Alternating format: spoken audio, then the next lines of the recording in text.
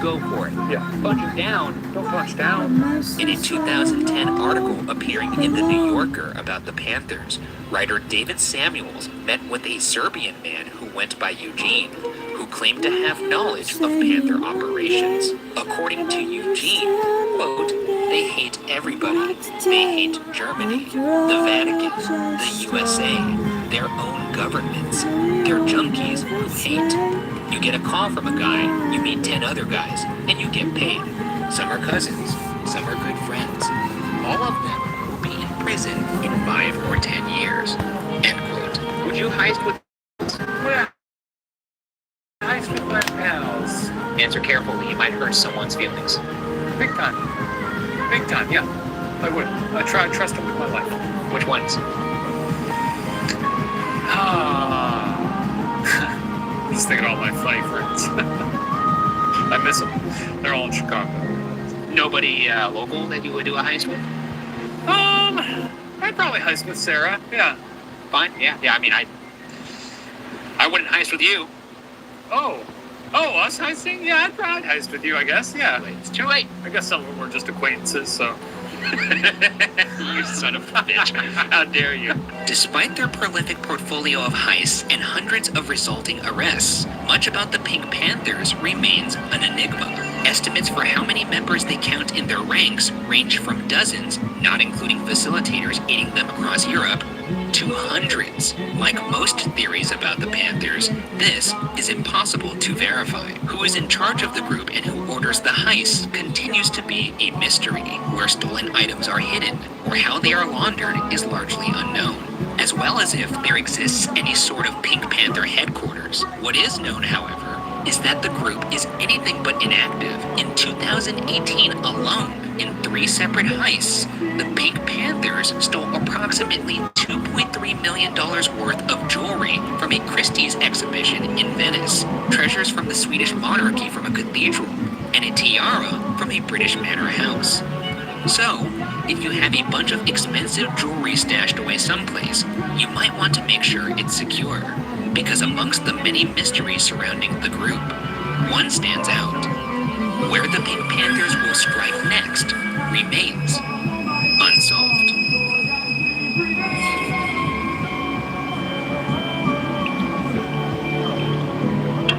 Well, they certainly are a zany roster of fellas. Pretty prolific. Look, is stealing bad? Probably.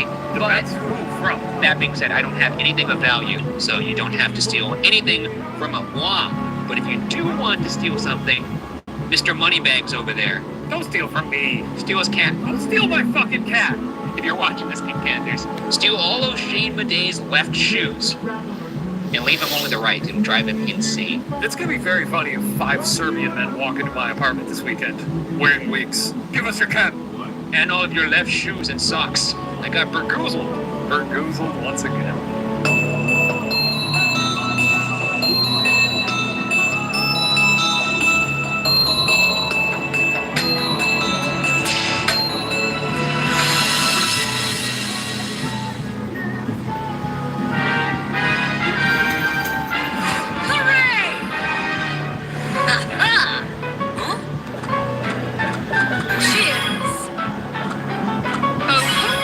What a great gift. Thank you. This week on BuzzFeed Unsolved, we look into the legendary life and suspicious death of history's most famous magician, Harry Houdini. I thought you said David Blaine. You think David Blaine's more famous than My name is Harry Houdini? You saw the balloons, right? I was a little bit of a freaky kid. I Well, I mean, that's a gift. was a frequenter of the Houdini magic shop. I You're a liked big Houdini kid. I was a big Houdini kid. I wish I could have seen this guy perform magic. Obviously, I can't because he's dead. That's why we're talking about it. But he did. Yeah. Should we find out what happened? I mean, we better, yeah. Let's get into it. Harry Houdini was born Eric Weiss in Hungary in 1874.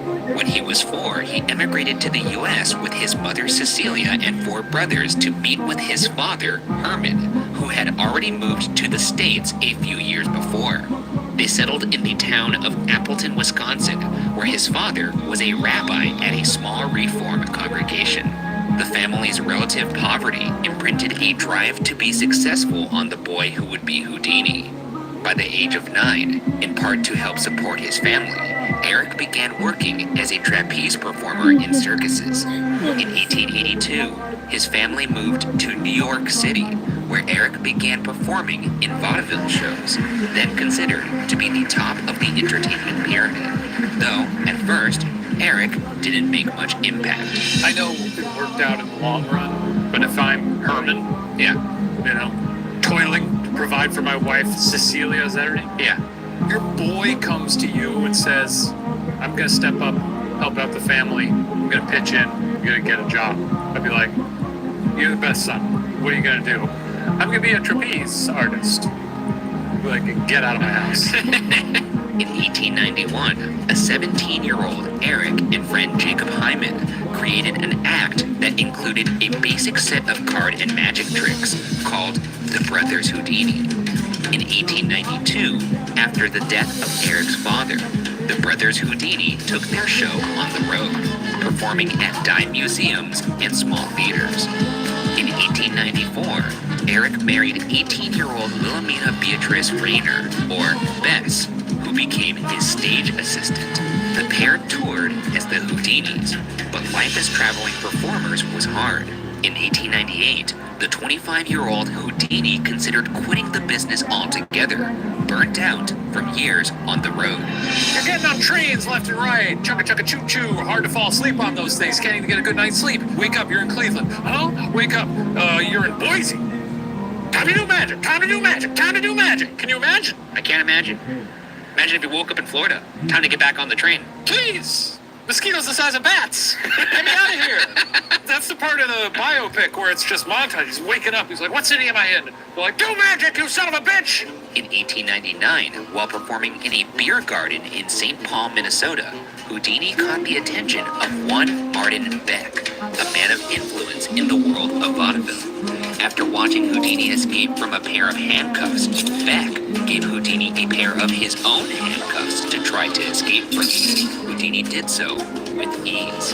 Gotta say, a little weird that this man is carrying handcuffs. Yeah, can you imagine if you're a magician on stage and you're like, voila, I've escaped. And then some guy in the audience is like, try it with mine instead. Little pink fuzzy ones. Oh, wait, those aren't yours. Try it with these instead. Sorry, wrong pocket.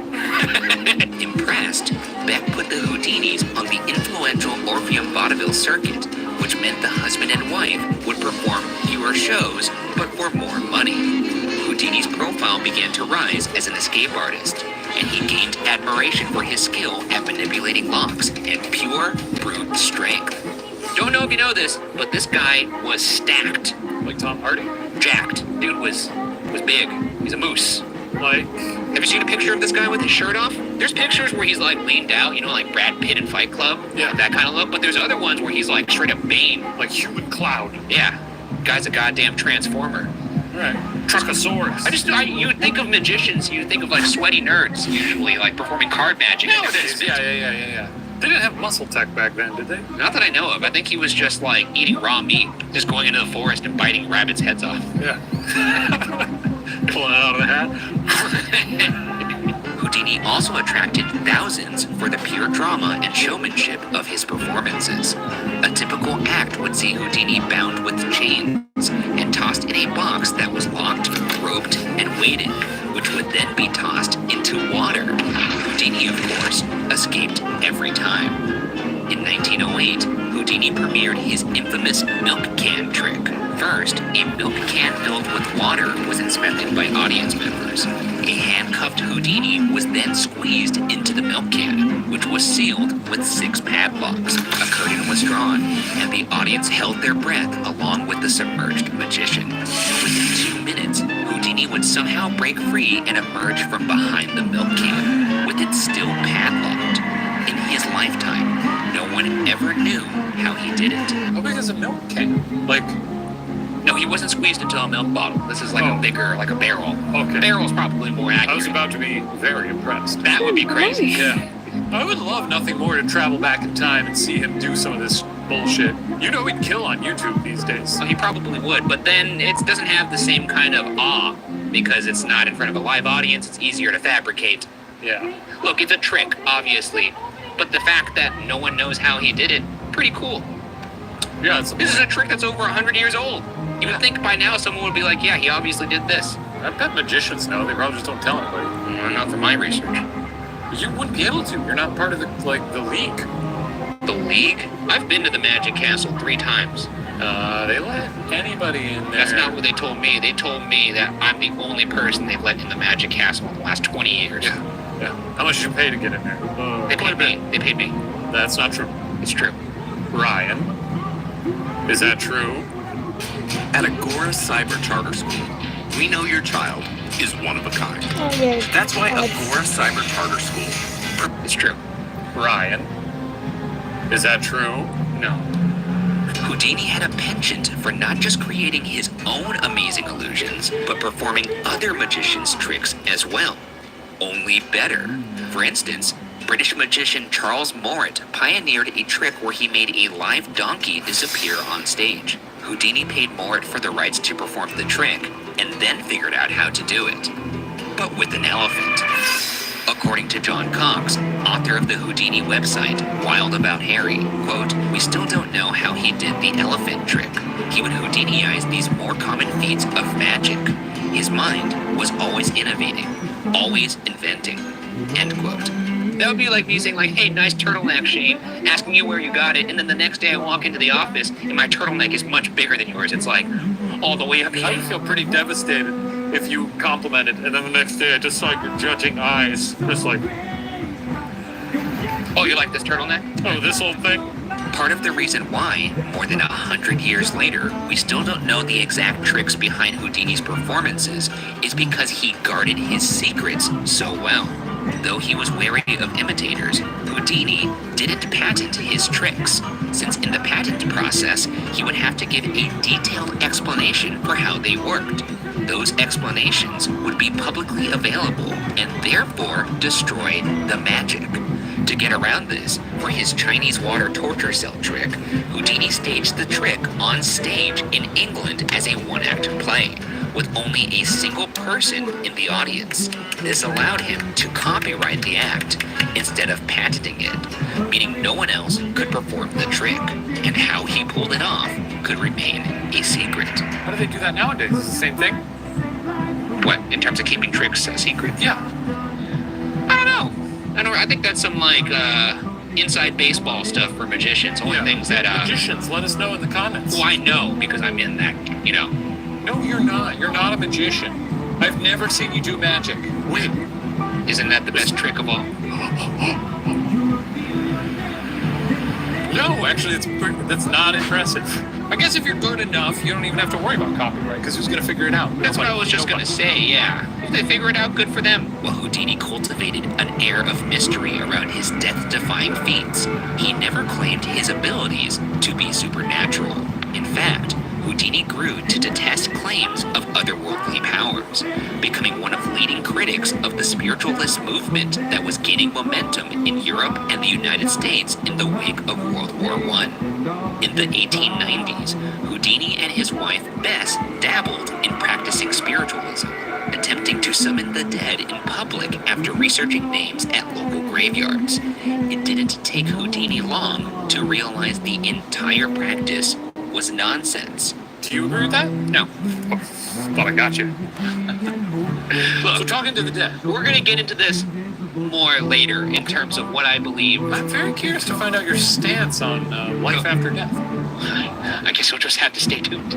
According to famous magician Teller, quote, "When you are a professional magician, you want to see your art respected for what it is, not misused to mislead people about the universe," end quote. Houdini would ultimately go on to attend seances undercover, exposing the mediums as simply skilled performers. He would also recreate their tricks at his own shows, asserting there was nothing supernatural about it. In all, Houdini spent years attempting to expose mind readers and mediums as con artists, duping an otherwise ignorant audience who might be suffering genuine grief. And while mediums and seances were no strangers to public doubt, Houdini's vendetta was personal. In 1913, while Houdini was in Sweden to perform for the royal family, Cecilia Weiss, Houdini's mother, passed away. Houdini, a self-proclaimed mother's boy, was reportedly so stricken by the news that he fainted and wept uncontrollably. In the aftermath, though he had already concluded personally that spiritualism was a con, he nevertheless searched in vain for a real medium to try to contact his deceased mother. Of course he'd be sad. It's his mother. Yeah. Heartbreaking. This is important to point out, though, because it's not so much that he overall believes spiritualism is just not real. It's more that he believes a majority of the people who are practicing spiritualism, like mediums and psychics, all that, are con men. Flim-flam men. I continue to respect it. And here is where my belief aligns with his. I believe in ghosts, but I don't believe every place is haunted that claims it's haunted. Nor do I believe every medium is telling the truth. But I do believe in ghosts. So me and Houdini are a bit simpatico. Yeah, Houdini believes 1% of things, and you believe 95% of things, right? Yes, 3%, yeah. I'm just saying, we've been to a lot of places. And, you seem to buy into a lot. Look, I'm trying to conduct a very thorough investigation, and if I find anomalies, I'm going to report them. But that's not to say that every place we've been to has been haunted. And to prove it, I will name one place that is not haunted for sure that we've gone to. And that is, drumroll please, The goal of WV Medicine, Uniontown Primary Care, is to provide good care for all of our patients. The most rewarding part of In 1922, Houdini was invited to a seance being held by Lady Doyle, the wife of his friend Sir Arthur Conan Doyle, the author of Sherlock Holmes. Sir Doyle believed through spiritualism he could communicate directly with his son Kingsley, who had tragically died in the 1918 influenza epidemic. Further, Sir Doyle believed Houdini himself possessed supernatural abilities, something Houdini adamantly denied. Nevertheless, it appears Sir Doyle's admiration for Houdini's otherworldly gifts was at least partially the reason why the two celebrities' friendship began. Yeah, so Doyle believed that Houdini was like a demon or something that had supernatural powers, and Houdini was like, dude, I just do magic. But he refused to accept that? And the guy was just like, nah. No, you're magic. You're holding out on me, bro. Well, I mean, I know the feeling as somebody who has a friend who's only with him because of his gift. I have the vision. And I have adamantly denied it over and over in many episodes on this show. Yet, I insist that you, Ryan Bergara, have the vision ever since you fell into that pile of bricks. It's a weird symbiotic relationship that I could kind of relate to, so I don't have the vision. His brain is cracked. I could hear you, just because you're... Sorry, your brain is cracked. At the seance conducted by Lady Doyle held at the Ambassador Hotel in Atlantic City, the hostess rapped on the table 3 times and claimed to be in contact with Houdini's mother. Lady Doyle wrote out 15 pages of messages for Houdini, who thanked the Doyles and left quietly. While many may have scoured the pages for some comfort from a loved one beyond the grave, Houdini seethed. The pages were all in English, a language his mother never spoke. Let's say you're a Houdini. Oh god, I regret saying that because now you're going to take 10 minutes to get in character as Houdini, and apparently all that takes is you slicking your hair back. What in the name? Yes. It's a shame a day in his morning dump every morning. Yeah. Empty! This vessel! Anyways, you're Houdini. This person's saying they're communicating with a dead relative. 10 seconds into the seance, you realize this is a blownster because they're saying they're speaking in a language that relative never spoke.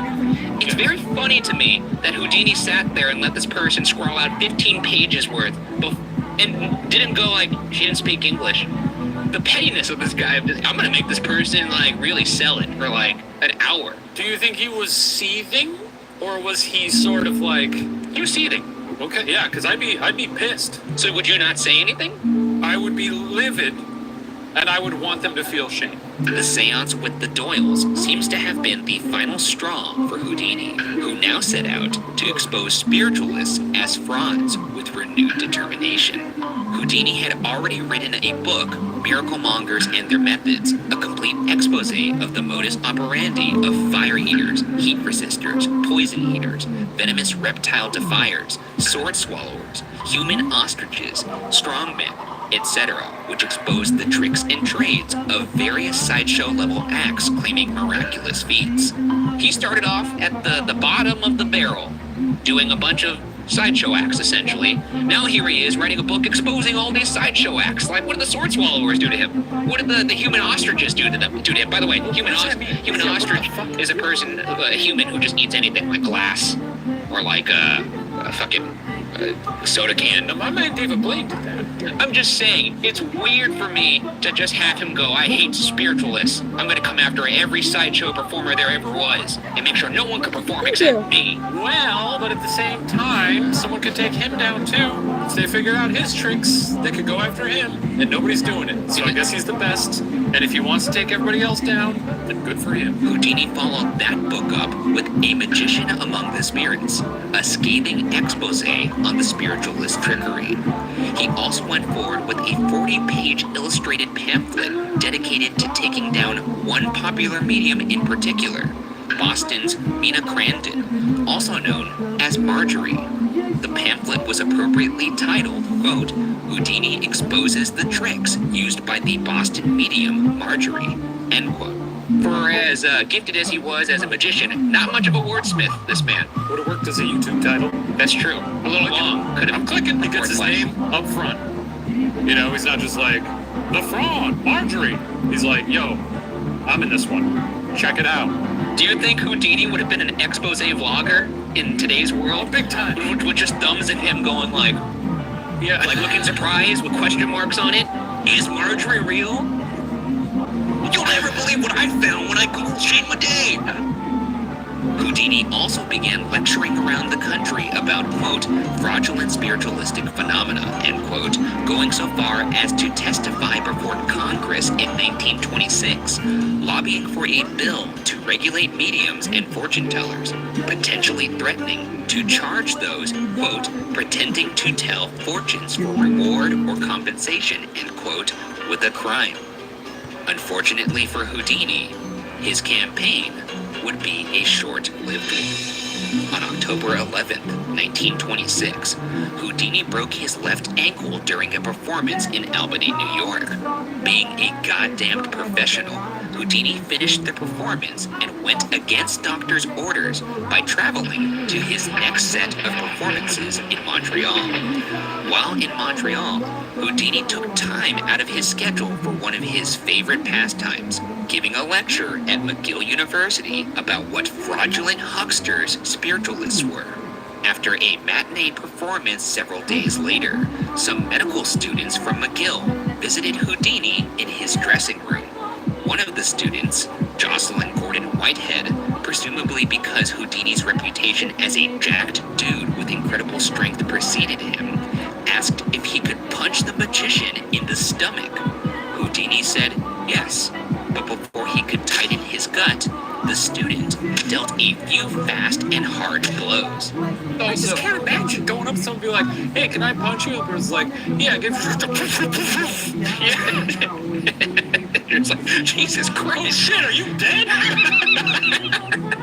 Big fan. Like, it sounds like Houdini couldn't even get out a syllable of yes before the guy was throwing a couple haymakers. Like, he was just revved up. The whole show was like, sick trick. I'm gonna punch the shit out of that guy when I get the chance. And Houdini was like, First, I'm gonna ask. Houdini began to complain of stomach cramps that evening.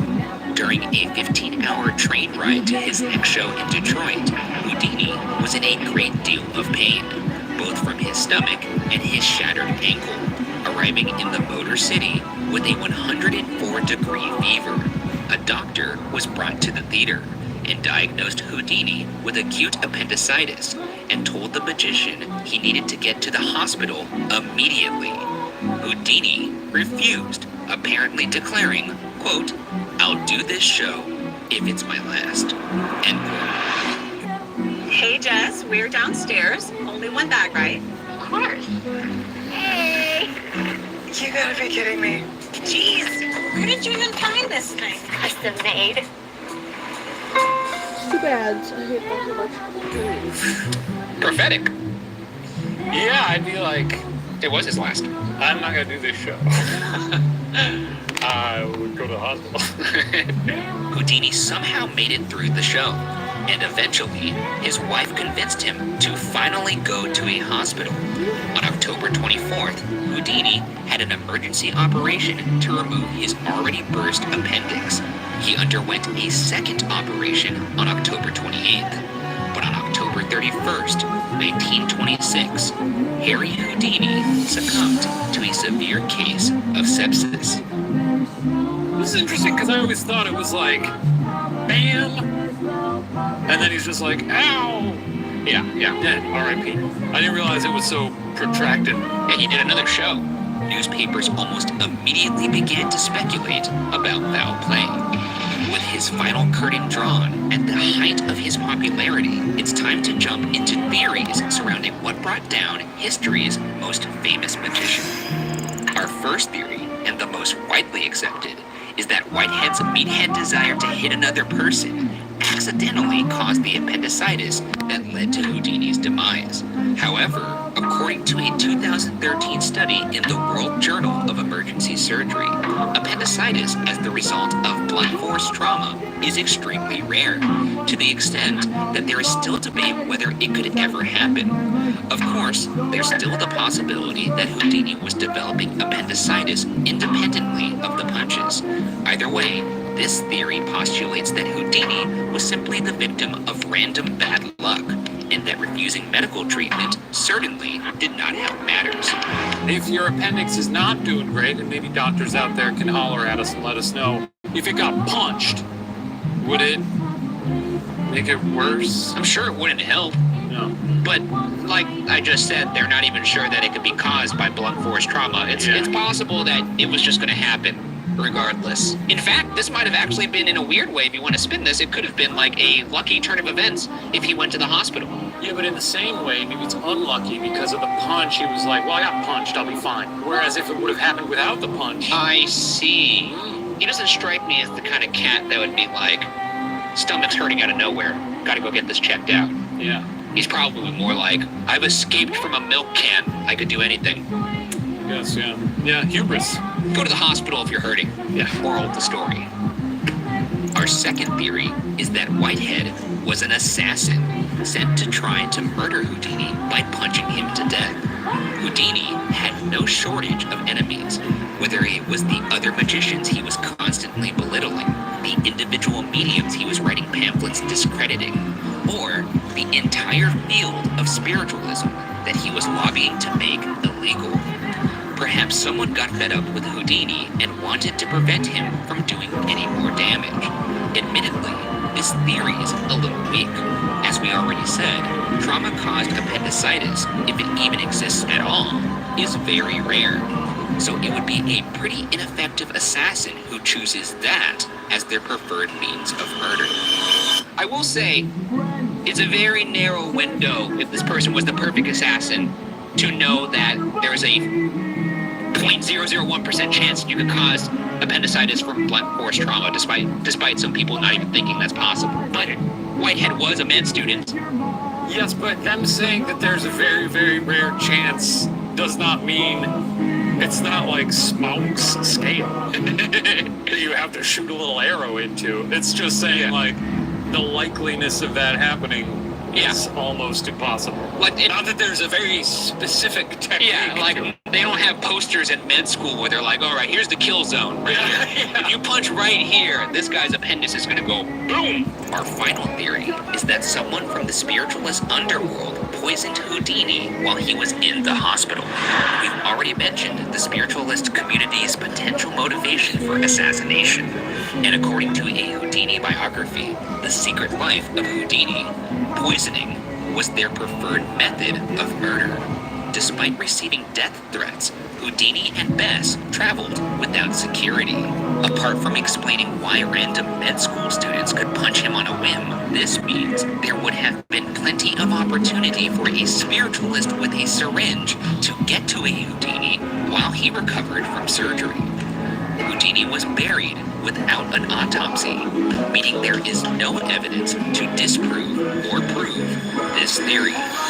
The poison's weird because he was clearly in distress well before he went to the hospital, so at that point, yeah, I guess you could finish the job, but it seems like he was in pretty dire straits. So Yeah, I mean, sepsis is not a joke. nothing funny about sepsis.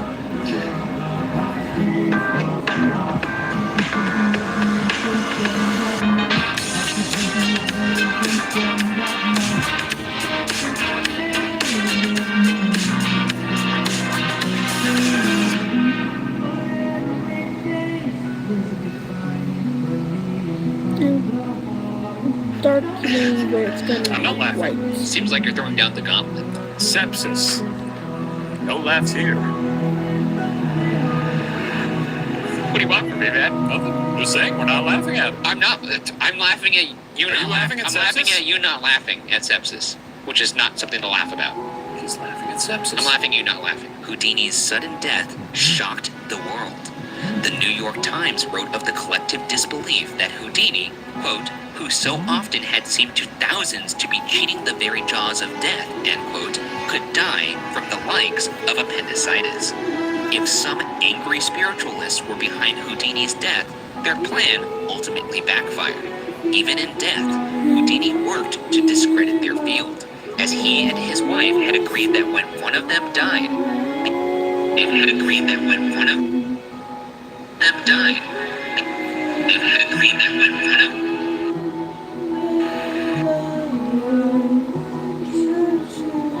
the other would try to contact their deceased spouse. For 3 years, Bess tried to make contact with her late husband. No medium was ever able to relay their prearranged code. Cool.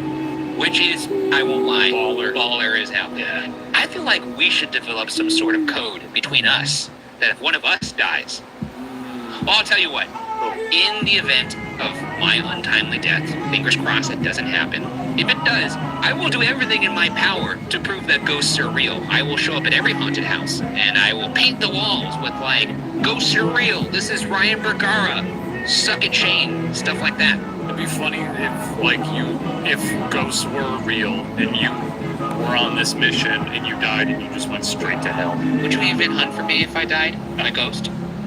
Not even in my memory, just like one? I'd like turn on the radio every now and then.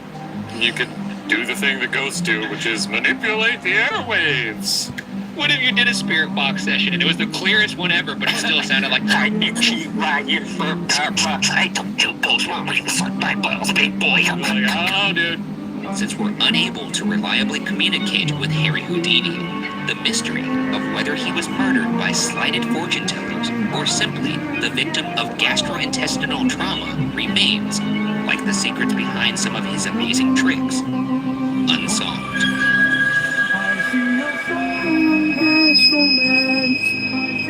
Sacrifice of man.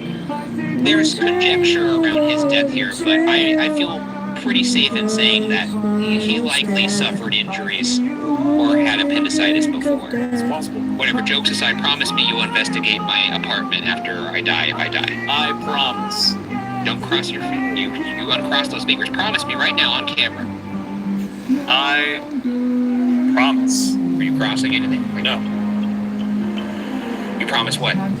I promise that I will ghost hunt after you die to see if you're out there. We could just cut out the wink. It was genuine.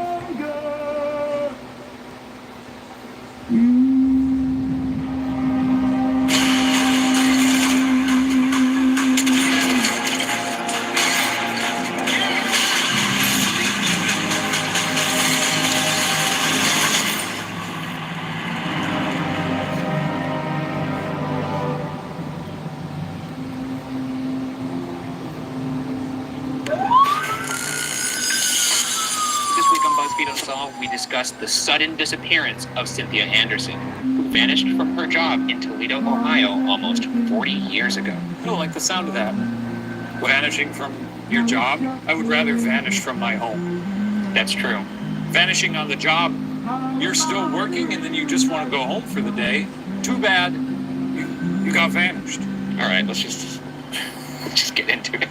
In August of 1981, Cynthia Jane Anderson was preparing for a new chapter in her life. The 20-year-old had been raised in a very religious household of Christian fundamentalists, following a schedule packed with church prayer meetings, church swimming events, church camping trips, seasonal church parties, and church worship on Sundays. Cynthia's father, Michael Anderson, described Cynthia as a quiet, obedient type of girl who never made waves, yet had lots of friends. It's too much church. Can't be going to church that much. Right? Too much church.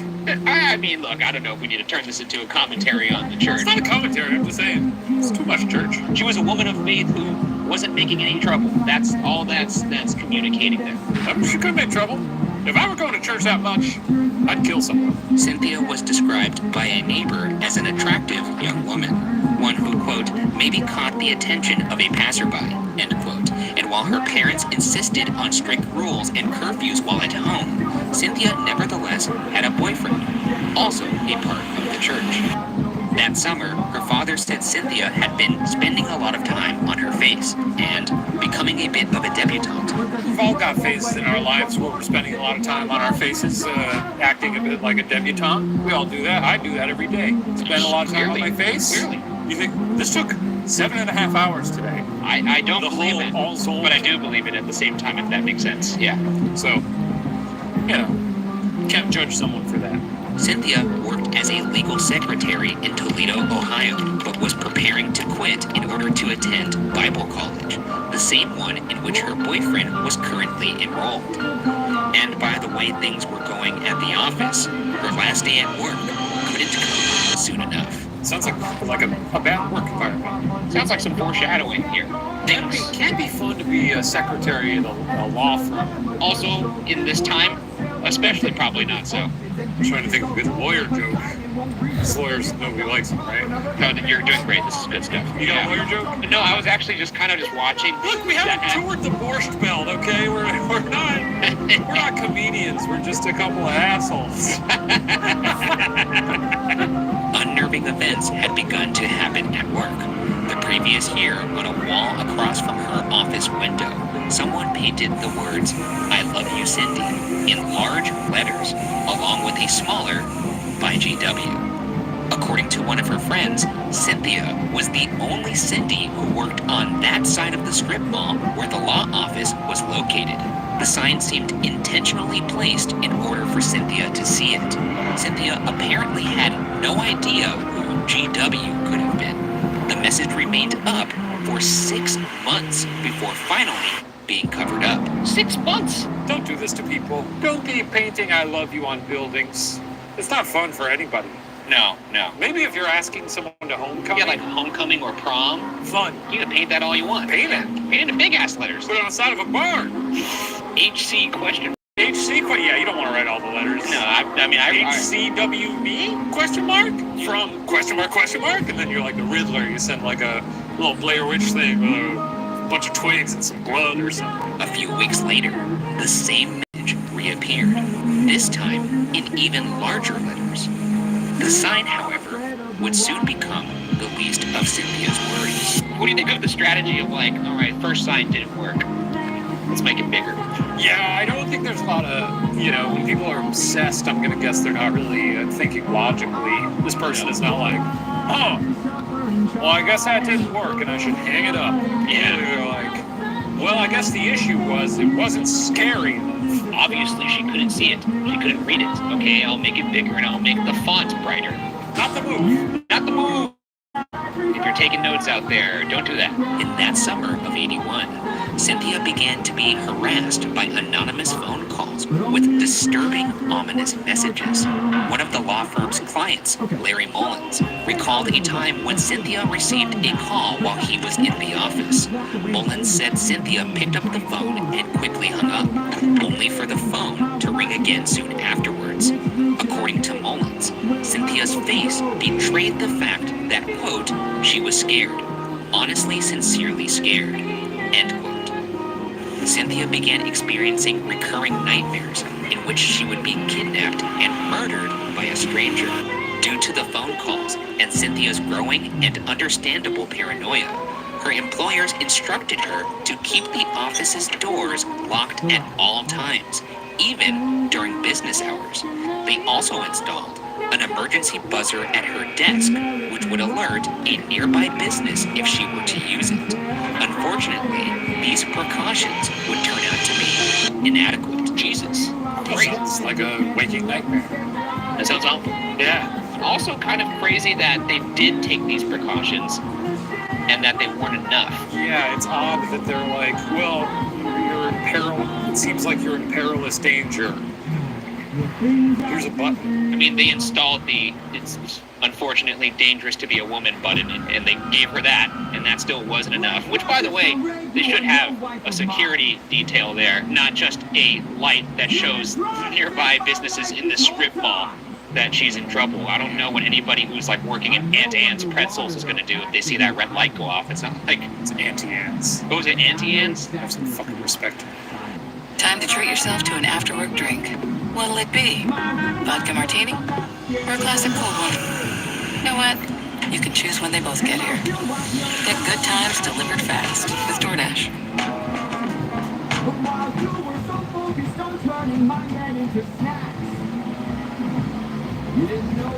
On Tuesday, August 4th, 1981, Cynthia skipped breakfast and left her parents' home around 8:30 a.m.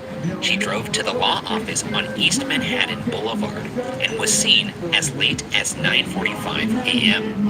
Around noon, her employer, attorney James Rabbit, arrived at the office. The lights and radio were on, but there was no sign of Cynthia. The scent of nail polish or nail polish remover reportedly hung in the air. Cynthia was known to leave a note and place the phones on hold if she was stepping out of the office, but she hadn't done either. There was no sign of a struggle, and according to some reports, the office door was still locked from the inside. Though her car, a 1980 Chevy Citation, was still in the parking lot, her keys and purse were missing. Perhaps most eerily, a romance novel that Cynthia had been reading was left open on her desk, turned to a page that described the protagonist being abducted at night point. That's weird, huh? She was reading it, but for it to be open at that page suggests we're dealing with an abductor here who's a real a-hole, who has a flair for the But dramatic. then what is the abductor reading through the book? What, like if he's this broad daylight, In the middle of an office, at any moment someone could come in. the door, He's not taking the time to thumb through a book for a funny little clue. unless he had been watching her so much that he had the book himself, knew which page to turn to, and then that. Maybe. It seems weirdly coincidental, especially when you consider all the other things. Oh yeah, I guess it could just be a coincidence. With a woman missing and precious few clues to help us, it's time to dive into theories about what happened to Cynthia Anderson these 39 years ago. Our first theory is that an obsessed stalker kidnapped Cynthia. Between the phone calls and the "I love you, Cindy" sign, it seems someone definitely wanted to get the young woman's attention. Detective William Adams of the Toledo Police Department said investigators worked with Cynthia's friends to try to figure out who GW could be. They were able to turn up only one suspect, a maintenance man with those initials who worked in the building and had keys to all the office doors. No evidence was ever found indicating the man was somehow responsible, however, and no charges were ever brought. It's odd to put your own initials if you're trying to be a creep.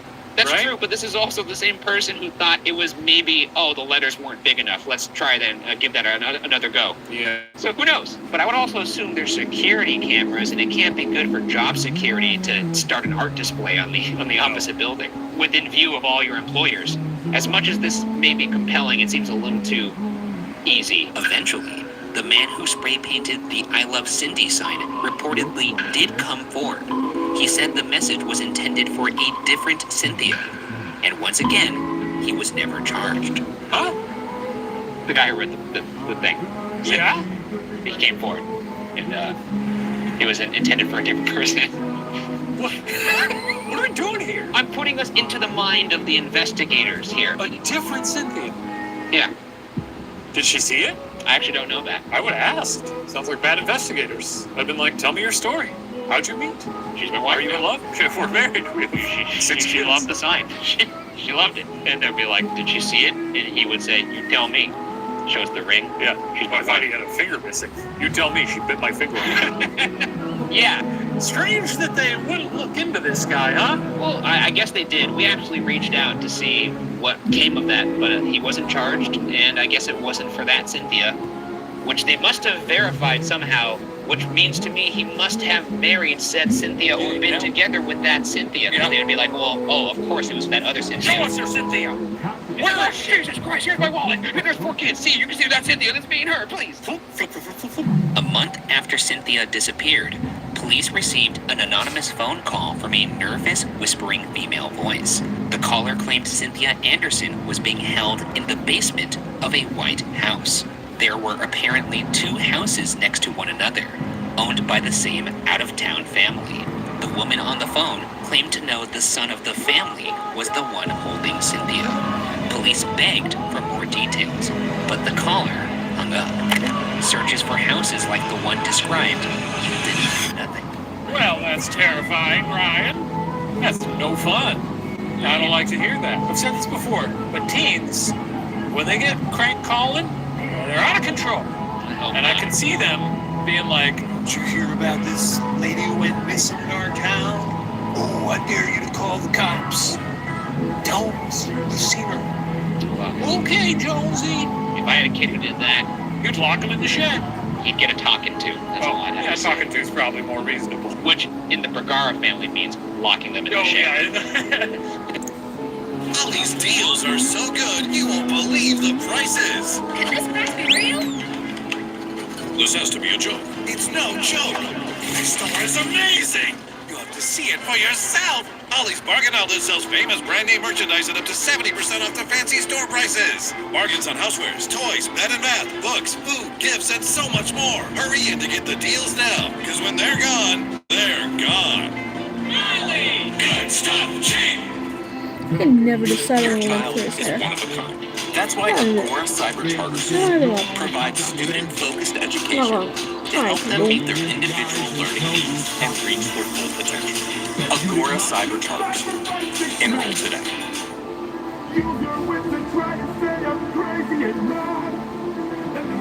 Our next theory is that Cynthia Anderson was murdered, perhaps for overhearing information about a drug deal.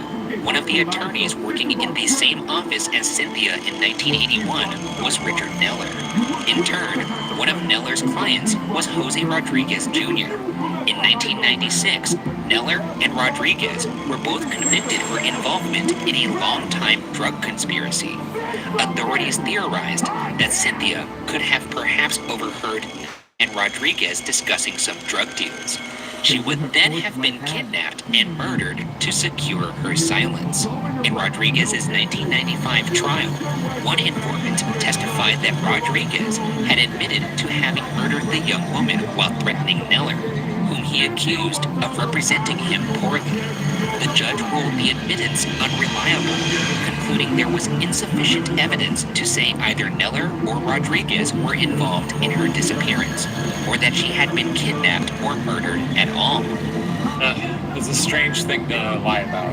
No. You know, but I know we always go over this like, well, sometimes people lie about it because it's a trophy for them or It's whatever. really weird. Who would do that? It's weird to me how often this occurs, though, that somebody will willingly confess to something, and then people will be like, don't believe you.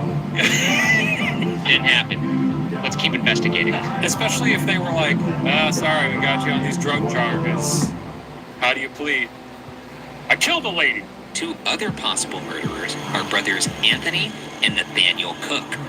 Over the course of 16 months in the 1980s, the two brothers murdered at least 9 people across Ohio, mostly young women. In 2000, as part of a plea deal with the prosecutor in Lucas County, the same county whence Cynthia disappeared, the Cook brothers confessed on tape to many homicides, though they denied killing Cynthia Anderson. It's embarrassing to murder with your brother. Can you imagine? What? To murder with your brother? That's what you took from me? It's embarrassing. How is that? I mean, it's embarrassing to murder, yeah. If I went to my brother and said, ooh, I'm fired up, I'm gonna murder Ryan Bergara. Can Okay. you help me? I hope that he would say, maybe sleep on it. This is being taped, right? I feel like this is like a recounted conversation. Our third theory is that Cynthia ran away. The Anderson household had been described as a strict one, as Cynthia's sister described, quote, "My parents wanted us involved with church, and we were," end quote. But Cynthia, staring down the barrel of attending Bible college with a boyfriend who was also a part of the church, wanted to see the world apart from her sheltered vantage point, and walking away was the easiest way to do so. As we already mentioned, Cynthia's father had noted her further taking interest in her looks and dieting in the weeks leading up to her disappearance. He suggested these changes may have, quote, contributed to his daughter going missing, end quote. This is a thin line to walk. A lot of church. And I didn't want to front load the episode with this, but it seems like it's unavoidable now. A lot of church. You can't keep saying a lot of church. A lot of church. I mean, Church. What are you doing Sunday? Church. Tuesday? Church. Wednesday? Church. How about some church? Want to do more church? What's your boyfriend like? Well, he likes church. What do you guys do for fun? Church.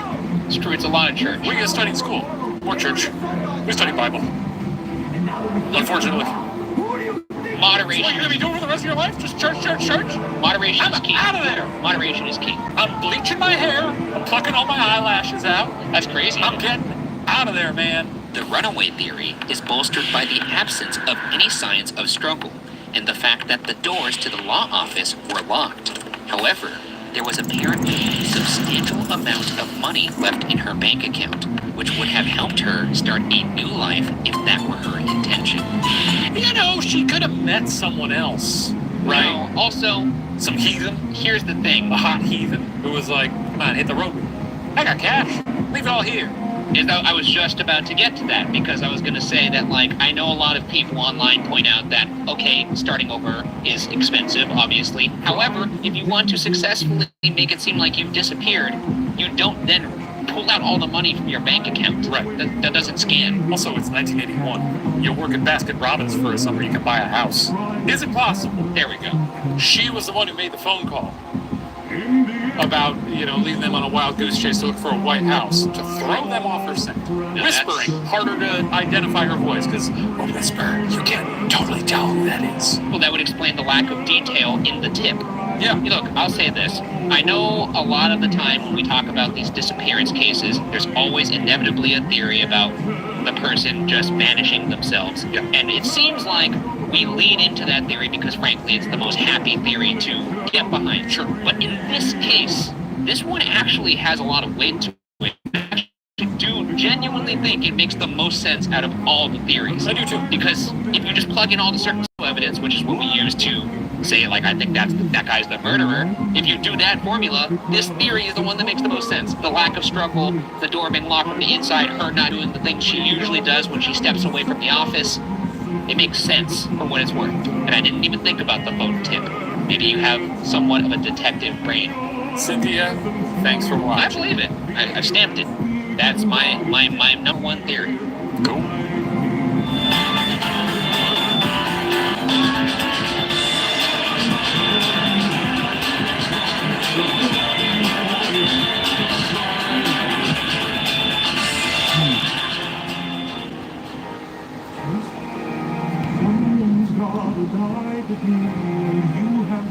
triumphant winner. Next August will mark 40 years since a young legal secretary in Toledo, Ohio, disappeared without a trace. When Michael Anderson died in 2008, his obituary said he was preceded in death by his daughter Cynthia. The case, however, is still open, in Ohio's longest active missing persons case. The Toledo Police Department asks that anyone with information contact them. As for whether Cynthia is out there somewhere, a 59-year-old detached from her past, or whether she met a grimmer fate years ago, remains unsolved.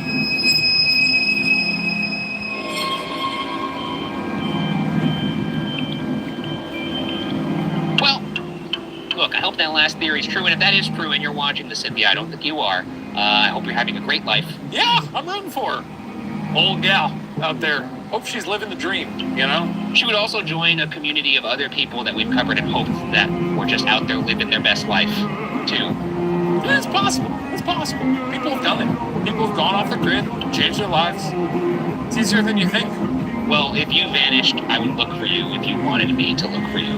Thank you. But I guess I wouldn't know, unless we had some kind of, like, code, or like a signal. Like, if I go to your house and they're like, yeah, nothing, we have no trace of Shane Bidet, everything is as it was when he left, there's still food on the table, but if in the food there's a single avocado slice, I'll know. That's the signal that you just wanted to get away forever. What I'll do is I'll put a grain of rice in my mailbox. I feel like it needs to be a little more substantial than that. That's my signal. I don't think that's Look a good for rice in the mailbox. It's a stupid signal.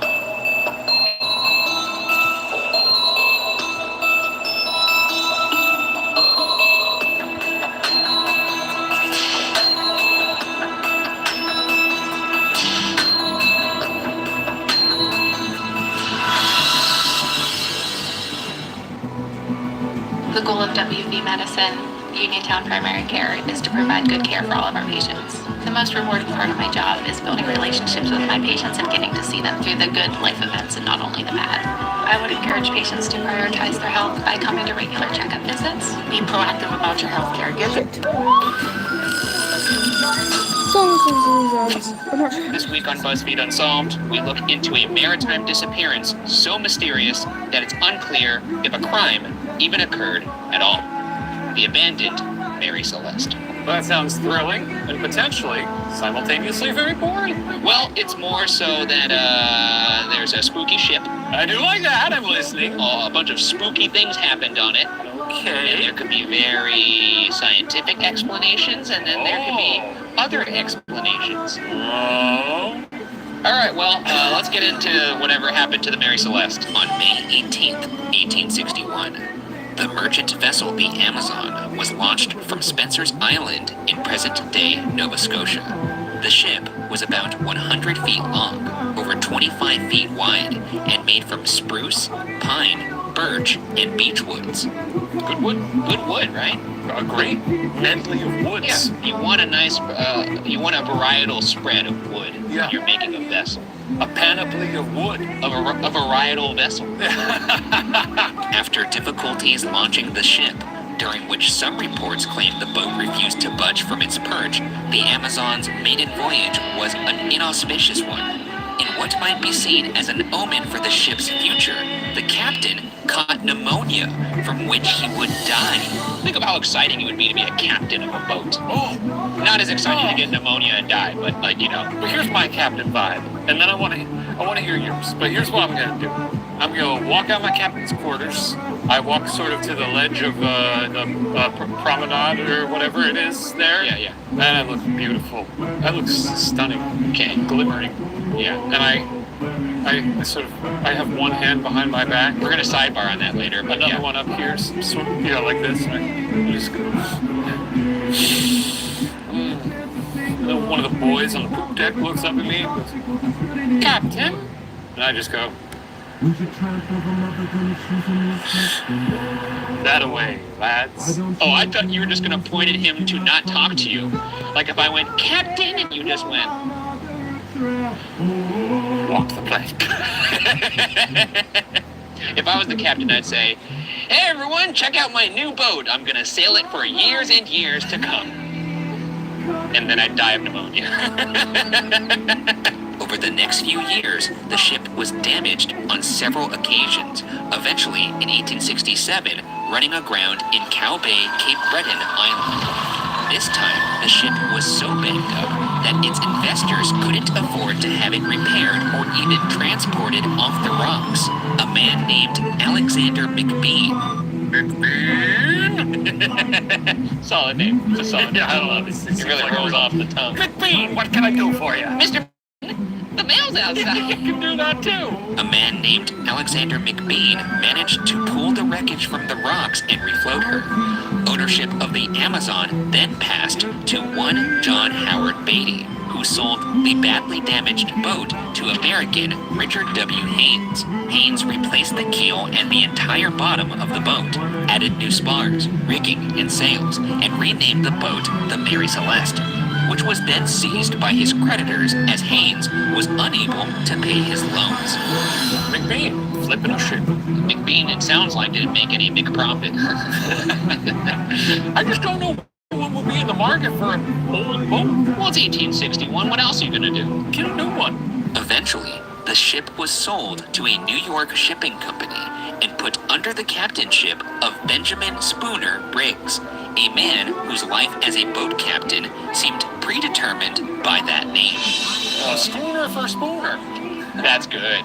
That's I good, don't think right? technically all the boat heads in the comments are going to be like, That is not a schooner! That's, I mean, look, give him a break. It was a good joke. yeah, give me a break. It was a good joke. Let me have some boat jokes, guys. Yeah, What is a schooner anyway? I don't know. What would you rename your boat, by the way? Champion. Who's champion? What would I rename mine? What if I called it the Sea Skimmer? And I'd stand on the deck proud like this. You just crash directly into a cliffside. Ah, yes, let's skim that.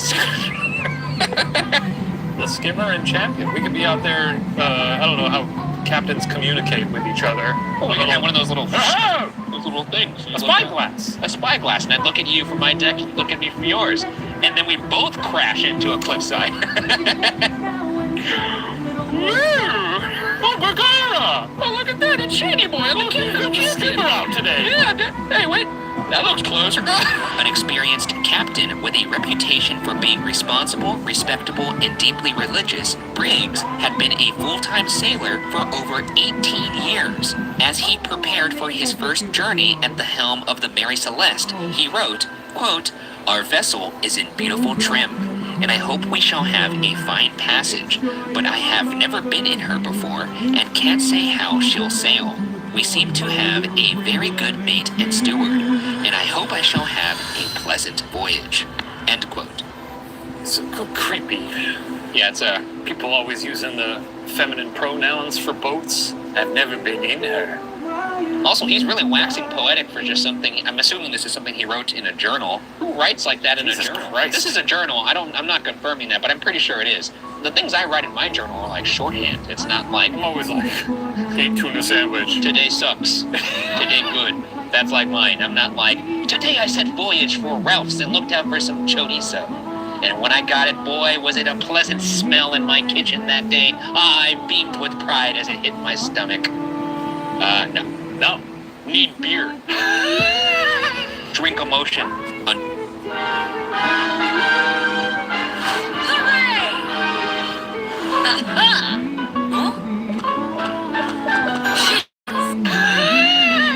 Drink emotion.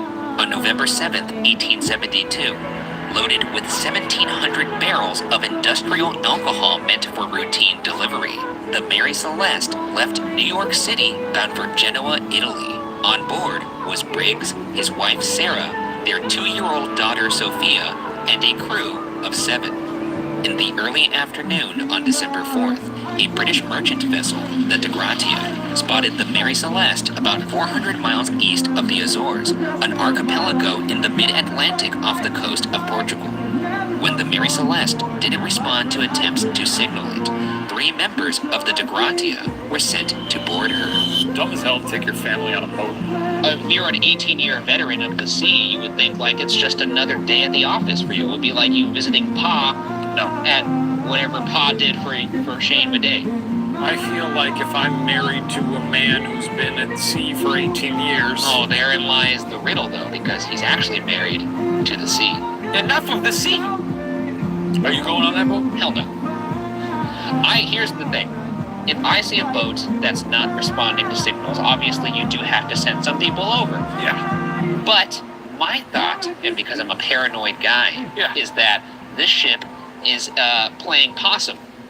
And they're waiting It's for a trap. three people It's to a come trap. over. And when they come over, then they're going to take me hostage and then use that to get my boat. Pirates. That's Yeah. what I'm thinking. Or it's a zoo boat and the monkeys got out.